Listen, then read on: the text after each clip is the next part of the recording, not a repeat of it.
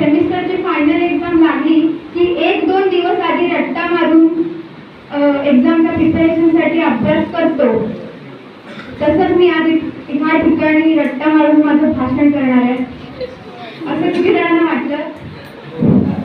नाही, रिस्पॉन्स तुम्ही देऊ शकता हात वगैरे वरती करून, असं वाटलं असेल तर ह्या ठिकाणी असं जर वाटलं असेल तर असं अजिबात नाहीये. मी तुमच्या माझा इथे बसलेल्या प्रत्येक स्टुडंटच्या मनातला विचार माझ्या भाषणाद्वारे मांडण्याचा आज या ठिकाणी प्रयत्न करणार आहे. आपण आज नुसता शिक्षक दिन नाही, टीचर्स डे नाही, तर टीचर्स अप्रिसिएशन डे या ठिकाणी साजरा करणार आहोत, करतोय. तर ह्या जगात 2 प्रकारच्या व्यक्ती असतात. पहिल्या म्हणजे कृतज्ञ आणि एक म्हणजे कृतज्ञ. तर कृतज्ञ याचा अर्थ असा होतो की उपकारांची जाण असलेला व्यक्ती, आणि कृतज्ञ याचा अर्थ असा होतो की उपकारांची जाण नसलेला व्यक्ती. तर आज या ठिकाणी आपल्याला कृतज्ञ व्हायचं आहे, ज्यांच्यामुळे आपण आपल्या आयुष्यात पुढे कोणतरी होणार आहोत, त्यांच्या प्रती कृतज्ञ होण्याचा आजचा हा दिवस आहे, आजचा हा सोहळा आहे. साऊथ आफ्रिके येथील एका युनिव्हर्सिटीमध्ये एका फलकावर एक छानसं वाक्य लिहिलं होतं. ते वाक्य मी बोलते. To destroy any nation you do not require use of atomic bomb और missile, just lower the quality of the education.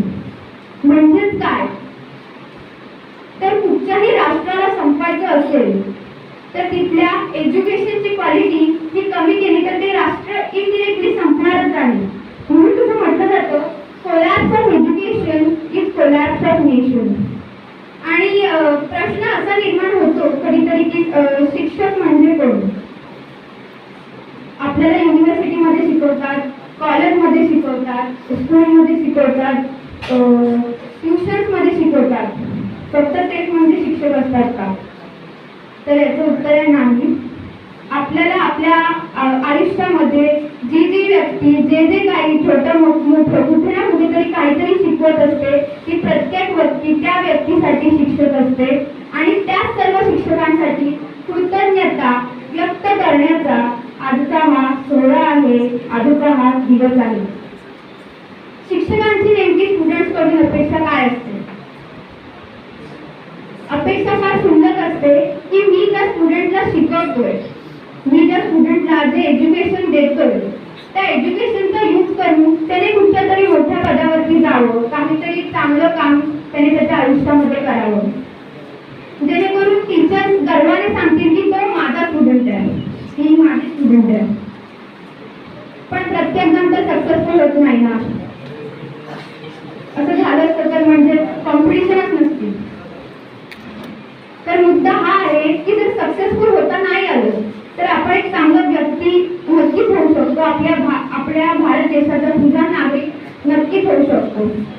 आज या देशामध्ये घडणाऱ्या गोष्टी जर आपण निदर्शनास आणल्या तर असं लक्षात येतं की आपल्याला एकलव्यासारखा अंगठा कापून द्यायची गुरुदक्षिणा म्हणून शिक्षकांना काहीही गरज नाही वाटत आहे.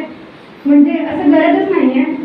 आपण फक्त भारताचे एक सुजाण नागरिक बनून आपल्यामुळे कोणाला तरी ह्या देशात त्रास होणार नाही याची काळजी घेतली, एक चांगलं व्यक्ती बनलं तर ती ह्या शिक्षक दिनानिमित्त सर्वच टीचर्सना स्टुडंट्सकडून दिलेली एक खरी भेट ठरेल.